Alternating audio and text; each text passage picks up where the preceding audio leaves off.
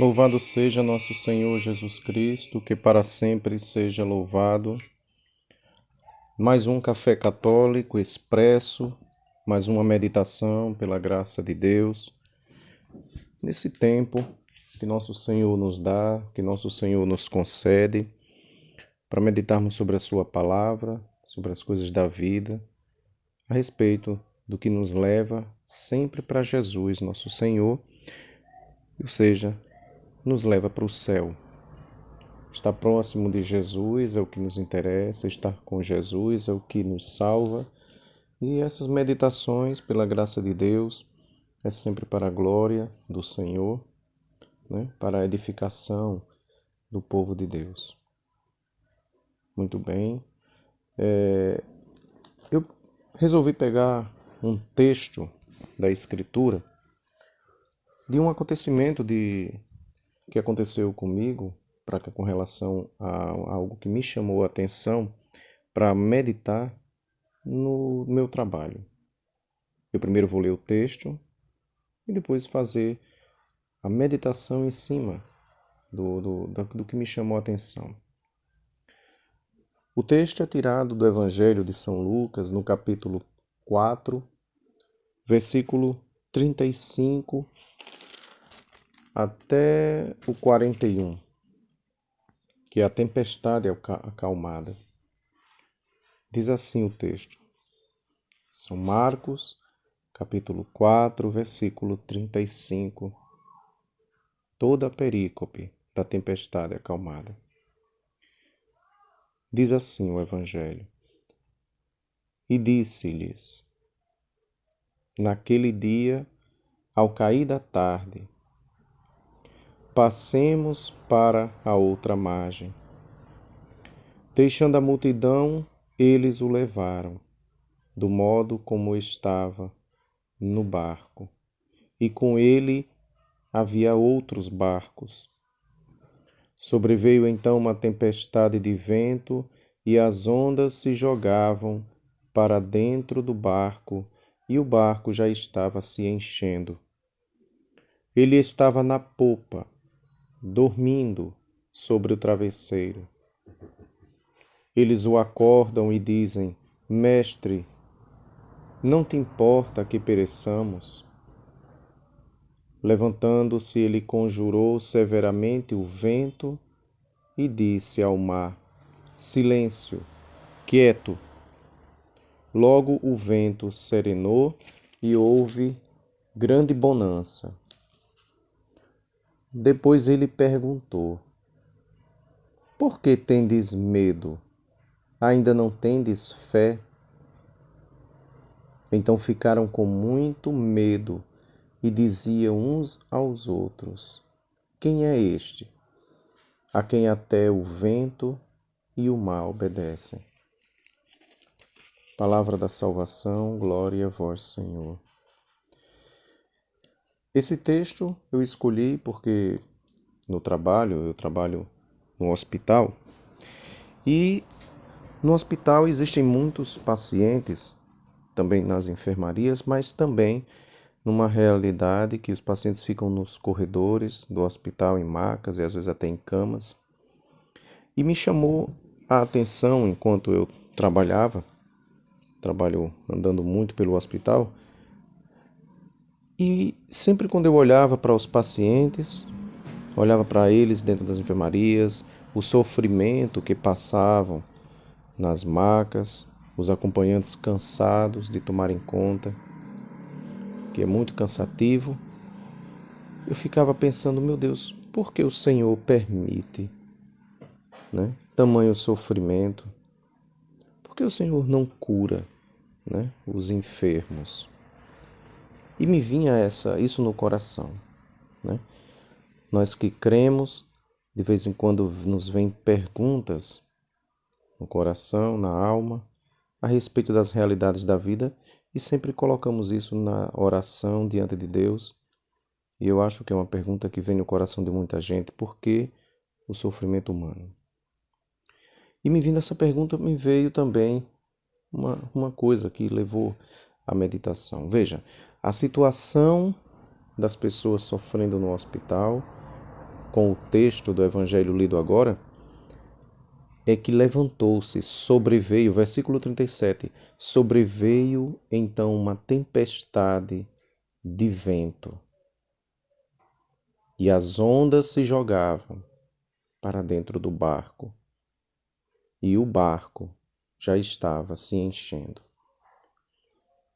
É a mesma realidade, uma grande tempestade. Ter alguém que amamos, ou até mesmo, talvez a gente mesmo, nós mesmos, deitado numa cama, enfermo, com uma doença, é uma grande tempestade. Sobreveio uma grande tempestade.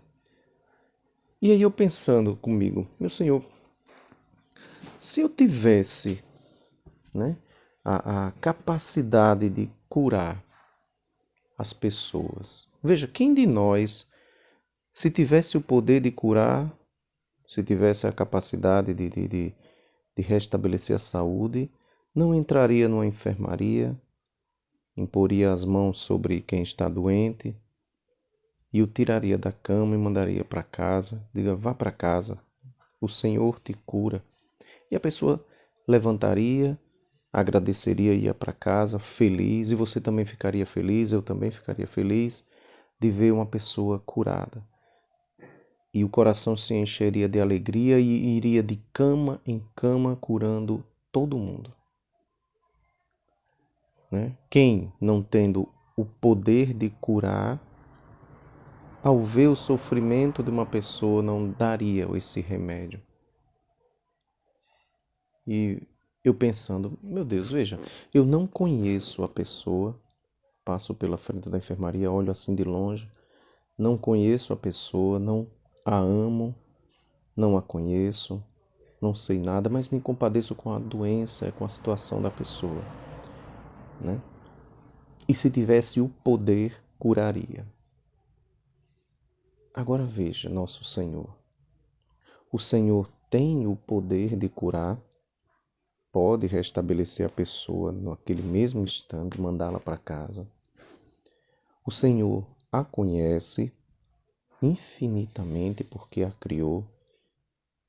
O Senhor a ama totalmente, infinitamente, muito mais do que a própria família ama a pessoa doente, muito mais do que o próprio enfermo se ama, o Senhor ama infinitamente. E, no entanto, o Senhor permite que a pessoa fique enferma. Naquele momento, naquela realidade, naquele período, a doença, a tempestade, o vento, as ondas enchendo o barco. E as pessoas cansadas, cuidando, e muitas vezes, e eu vejo isso, muitas vezes morrendo.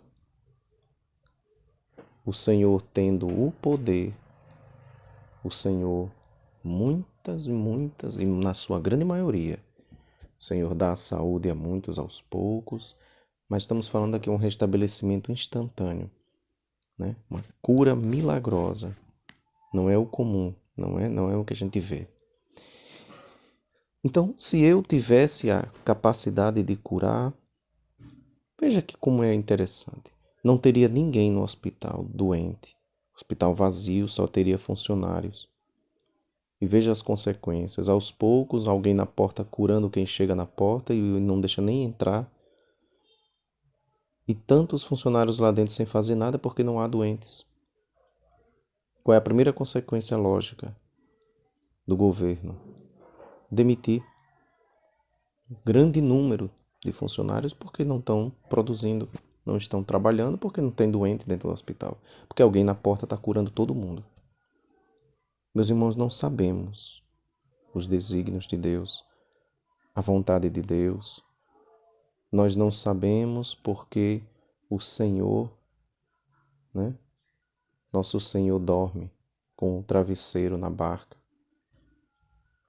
Nós não sabemos. Ele estava na polpa, dormindo sobre o travesseiro. Nós não sabemos porque o Senhor tantas vezes na nossa vida e na vida de tantos, parece dormir. Mas diz o Salmo, não dorme e nem cochila o guarda de Israel. A cruz de Cristo nos mostra, meus irmãos, que o sofrimento o Senhor assumiu para nos dar a salvação. E nos mostrou, o Senhor não curou os crucificados, tantos e tantos que Roma crucificava. O Senhor assumiu a cruz. O Senhor não explica o sofrimento, o Senhor vem e sofre junto conosco, tomando sobre si as nossas dores, carregando sobre si nossos pecados, as nossas enfermidades.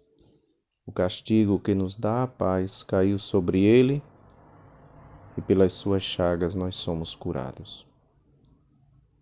Pela dor fomos redimidos.